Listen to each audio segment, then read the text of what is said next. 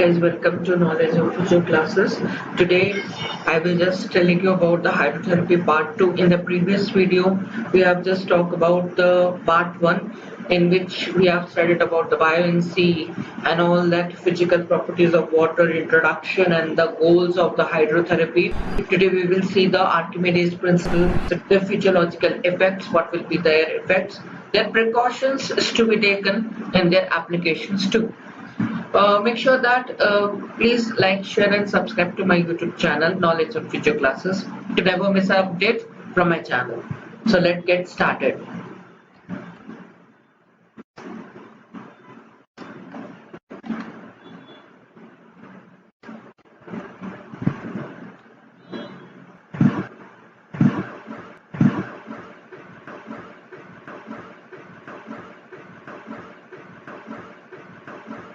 Yeah. So we'll get started with this. Yeah, buoyancy and Archimedes principles ये हमने छोड़ दिया था. Now अब हम देखते हैं Archimedes principle states that any body which is partially or totally immersed will experience an upward thrust equally to the weight of fluid displaced. तो upward thrust बोल रहा है is termed as a force of buoyancy and acts through a point called the center of buoyancy. अब जैसे कि आपने यहाँ पे देखा, ये जो एक आदमी है जो कि पानी में है, सो यहाँ पे एक अपवर्ड थ्रस्ट लग रहा है जो कि असिस्ट कर रहा है कौन, बायोएंसी का फोर्स, ठीक है. लेकिन नीचे की तरफ ये बिल्कुल भी एक्ट नहीं करता, वेयरएज अपवर्ड थ्रस्ट होता है. Because of the upward thrust अपने आप जो पानी में जाता है वो अपने आप ऊपर आ जाता है, मतलब ह्यूमन बॉडी तो ऊपर आ ही जाती है, that you know about it. Okay, so what I am showing this diagram because of the buoyancy या upward thrust, Archimedes principle stating that. Okay, yeah. So any body which is partially भी हो या totally भी immersed हो, so वो एक upward thrust आ जाता है जिसको हम force of buoyancy बोलते हैं, और जो point होता है उसको हम center of buoyancy कहते हैं. अगर ह्यूमन बॉडी को अगर हम देख लें तो अगर वो फुल्ली और पार्शियली भी सबमर्ज रहा तो therapist can make use in hydrotherapy pool. Actually swimming pool जैसा हाइड्रोथेरेपी पूल नहीं रहता, टेम्परेचर मेंटेन करना पड़ता है और थोड़ी सी कुछ चीजें रहती है, बाकी स्विमिंग पूल जैसा ही रहता है. It allows patient to be easily maneuvered by the therapist and facilitate their movement. आपको करना ही क्या होता है, देखो उसका रेंज ऑफ मोशन बढ़ाना रहता है और उसका जो भी कुछ डिसीज है या डिसऑर्डर है या फिर जो भी सर्जरी के बाद प्रॉब्लम्स है उसको हमको क्योर करना रहता है, तो उसके लिए हमें मोबिलिटी बढ़ानी पड़ती है. It is easier for the weak patients to stand upright, okay, and maintain the position in a pool. ठीक है. Okay. So as you can see in this one, movement of buoyancy applied to the body standing to lying. अब जैसे कि ये ऊपर की तरफ है, ये देखो, और फिर ऐसे it is supine position in the pool, then it is like a floating body, sorry prone position है, A का prone position है and B का supine है, ये वाला supine है, ठीक है. So ये सारे एक diagrams है to showing you the Archimedes principle. Now we'll come across the components of it. Okay, laminar flow, turbulent flow, and drag and center of buoyancy. Actually, this is not an important part, so I am not getting into that much details. Movements where all the molecules move parallel to each other, typically slow movement. Turbulent flow where molecules जो कि parallel नहीं होता, ये parallel है, ये parallel नहीं है, बस इतना ही याद रखो, ये स्लो मूवमेंट, ये फास्टर मूवमेंट है. ड्रैग में cumulative effects of turbulence and fluid viscosity acting on a object in motion. Center of buoyancy यानी कि बीच के buoyancy का force. The center of buoyancy is the reference point of an immersed object upon which buoyant force of fluid acts in vertical position. The human center जो है वो sternum पे locate हो जाएगा. Now ये थोड़ा सा important है, as I have told you these things. Okay, physiological effects of the hydrotherapy. अब जैसे कि बॉडी पूरी तरह से पानी में जा चुकी है, सपोज आप इमेजिन करो ऐसे कि वो इमर्स्ड है, तो इसमें क्या हो रहा है कि बॉडी टिश्यू पे कंप्रेशन आ रहा है जिसको साइंटिस्ट ने बताया था, रूटोज, मोरिस एंड कोली ने.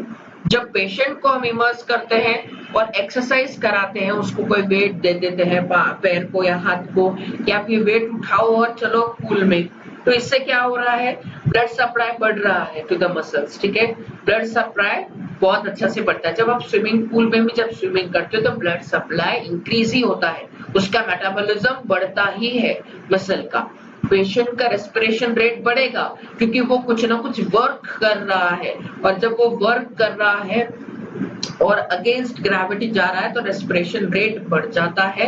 और स्विमिंग पूल में तो खास करके क्योंकि पानी को आप पीछे से ढकेल रहे हो, सो रेस्पिरेशन रेट बढ़ रहा है। Decrease in blood pressure, BP कम हो रहा है, ब्लड प्रेशर कम हो रहा है, लेकिन blood supply to the muscles ये बढ़ रहा है, मेटाबॉलिज्म बढ़ रहा है, तो ये सारी चीजें हैं। There is a resistance placed on the diaphragm due to hydrostatic pressure, diaphragm है रेजिस्टेंस उसमें डायफ्राम में रहता है हाइड्रोस्टैटिक प्रेशर की वजह से, जिसके वजह से लंग्स जो है वो मोर ऑक्सीजन लेता है, ज्यादा से ज्यादा ऑक्सीजन लेगा, is delivered to the tissues and muscles thereby increasing the circulation of blood, इसके वजह से सर्कुलेशन बढ़ रहा है। और रिस्क ऑफ CHD यानी कि कोरोनरी हार्ट डिसीज, ये इस साइंटिस्ट ने बताया था, कोरोनरी हार्ट डिसीज रिस्क कब हो रहा है अगर आप हाइड्रोथेरेपी करते हो या आप स्विमिंग भी करते हो। One of the same thing, hydrotherapy is the therapy in which we are giving the weights and some exercises into putting onto it, but swimming it's like a just आपको water में जाना है और swimming करना है। Now we'll come across the applications in the treatment. Applications क्या क्या है, मतलब क्या फायदे हैं, यूजेस भी आप इसको बोल सकते हो। हमारे पास 6 यूजेस है, ठीक है, एक एक करके हम देख लेते हैं। We will do one by one and contraindications भी है, contraindications के बाद precautions देखेंगे। Strengthening of muscles, अब strengthening muscles का strengthen हो रही है। The water provides a remarkable environment to produce very fine exercise progression and it provides more resistance than air. अब क्योंकि आपको पता है कि वाटर एक बहुत बड़ा रेजिस्टेंस ही है हमारे लिए कि हम उसको पीछे ढकेल के आगे जा रहे हैं, तो उसको ज्यादा हमें पोटेंशियल की ज्यादा जरूरत है। एक फाइन एक्सरसाइज प्रोग्रेशन वाटर दे रहा है, साथ ही साथ मसल्स तो स्ट्रेंथन हो ही रहे हैं क्योंकि ब्लड सप्लाई उसको ज्यादा है तो स्ट्रेंथन हो रहे हैं, मोबिलिटी बढ़ रही है, अपवर्ड फोर्स हो रहा है यानी buoyancy, turbulence force, even manual resistance can be applied। क्या मतलब हुआ रेजिस्टेंस का, रेजिस्टेंस मतलब वाटर हुआ। दूसरी चीज ये कि मैनुअल रेजिस्टेंस मतलब हमने कुछ रेजिस्टेंस उसको दिया है। एक्चुअली मैनुअल रेजिस्टेंस एक डायग्राम में है, देखो ये मैनुअल रेजिस्टेंस हम इसको बोलते हैं। ये क्या हुआ, ये हमने एक रस्सी या जो भी कुछ बोल लो आप, ये हमने दे दिया उसको, अब मोबिलिटी करने के लिए बोल दिया उसको, तो अभी देखो 2 स्टैंडिंग कर रहा है, ये नी हाइड्रोथेरेपी पूल एक्सरसाइज ही कर रहा है और हम उसको डिटेलिंग में देखने वाले हैं। ये मैनुअल रेजिस्टेंस हुआ। Then endurance training, what do you mean by endurance training, muscular endurance का मतलब कितनी बार वो पेशेंट ने रिपीट किया वो पर्टिकुलर एक्टिविटी पानी में। अब जब ये पानी में एक्टिविटी रिपीट कर रहा है तो इसको इसको एक एक एक एक एक एक एक एक एक हमेशा के लिए एक डेवलपमेंट हो गया है कि अब ये बहुत अच्छे से मस्कुलर एंड्योरेंस कर सकता है, रिपीट उसने किया तो उसकी वजह से काफी फायदा होगा। तो that is the endurance activity जो कि बायोएंसी के अगेंस्ट, टर्बुलेंस के अगेंस्ट एक्ट हुआ है, तो ये इसका यूजेस हो गया। जॉइंट मोबिलिटी, अब जॉइंट की तो मोबिलिटी होनी ही है, कितनी बार मैंने बताया मोबिलिटी होनी है, मोबिलिटी होनी है। Relief of pain and muscle spasm by the warmth of the water and by the support of buoyancy can restore the free movement of the joint. As you can know that in the water there is a warmth, there is a temperature control by the therapist, okay? So if there is a temperature control, relief of pain and muscle spasm होना ही है। Then coordination and balance, अब क्या है ये coordination and balance, सबसे पहले समझोगे इसके बारे में। Buoyancy of water relieves the patient from weight and makes the activities like walking and step climbing easily. As you can know that balance हमारा patients का ज्यादा अच्छे से हो सकता है, इसके वजह से साथ ही साथ पेन रिलीफ भी होगा। जॉइंट मोबिलिटी हो गया, then pain relief hydrotherapy pool improve circulation, अगर सर्कुलेशन अच्छे से हुआ तो पेन रिलीफ भी हो जाएगा ना। Enable tissues fluid to flow through the tissues, thus facilitate removal of metabolites. As you can know, circulation बढ़ता ही है, ठीक है। Then tissue fluid भी move होगा और edema control. You know that edema is an inflammation, okay? Contraindication मतलब इस सारे चीजों को ना नहीं जाए हाइड्रोथेरेपी में, दैट इज द कॉन्ट्राइंडिकेशन, जो कि आप ना करें। जैसे कि मैंने बताया ये मैनुअल रेजिस्टेंस, इसके बारे में बताने वाला हूँ। तो ये क्या हुआ, ये नी की एक्सरसाइज हुई।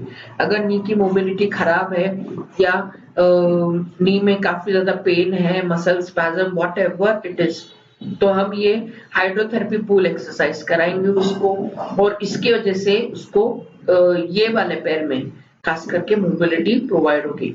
देन हम दूसरे लेग में वैसा करेंगे और उसकी वजह से ब्लड सर्कुलेशन बढ़ेगा। ब्लड प्रेशर डिक्रीज हो जाता है उधर जाके। कॉन्ट्राइंडिकेशंस देखते हैं। इन्फेक्टिव वुंड्स, उसको कुछ लगा है मत लेके जाओ। हाइपरफ्लेक्सिया की बीमारी है मत लेके जाओ। कार्डियक फेलियर वाले कोई पेशेंट्स है मत लेके जाओ। डीप वेन थ्रोम्बोसिस है, ये भी मत करो। ये मत करो, ये that is the contraindication. Gastro intestinal disorder है, ठीक है। हाइपरटेंशन वाले पेशेंट्स है, पहले उसकी हिस्ट्री देखो कि क्या है उसको, देन ही हाइड्रोथेरेपी के पूल में लेके जाओ। Epileptic patient is not to be go inside the swimming pools और hydrotherapy pools. Low vital lung capacity is also not taken into pools for the therapeutic exercises. Now we will see the precautions and then we'll stop. Okay? Yeah.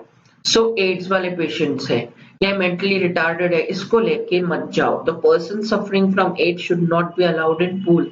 Okay, या recent cut है तो बिल्कुल भी मत लेके जाओ। Recent cut है तो ज्यादा पूल में अगर आप लेके जाओगे तो आपको भी होने की चांसेस है, ठीक है। बिकॉज उसका एक भी ब्लड का ड्रॉप नहीं गिरना चाहिए। एड्स के पेशेंट्स को बिल्कुल भी मत लेके जाओ, because it is a very harmful disease. Now also there is no cure for AIDS, so be prepared for the AIDS also. For that patients, please stay away from it and don't move it to the pools. Mentally retarded, पागल खाने वाले लोगों को मत लेके जाओ। Person is wearing contact lens, उसको contact lens unwear करने लगाओ, ठीक है। Then if the person is wearing a hearing aids, उसने अगर कुछ कान के या hearings पहनी है तो उसको पहले अनवियर करो, है ना।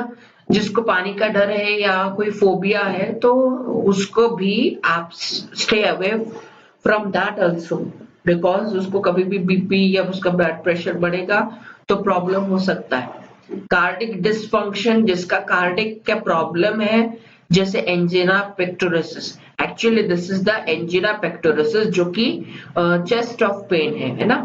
एबनॉर्मल ब्लड प्रेशर वाले को मत लेके जाओ। Then patients with epilepsy, epilepsy के पेशेंट, जैसे कि मैंने कॉन्ट्राइंडिकेशन में भी बताया, एपिलेप्सी के जो पेशेंट है जिनको झटके आते हैं या जो भी हम बोलते हैं ना, तो that is the precautions for you. Okay, so this is all about today's topic. Okay, so we have completed with the hydrotherapy part 2, which is presented by Atharv Shastri from the Knowledge of Physio classes. Please like, share and subscribe to my YouTube channel to never miss an update. Thank you so much to listening.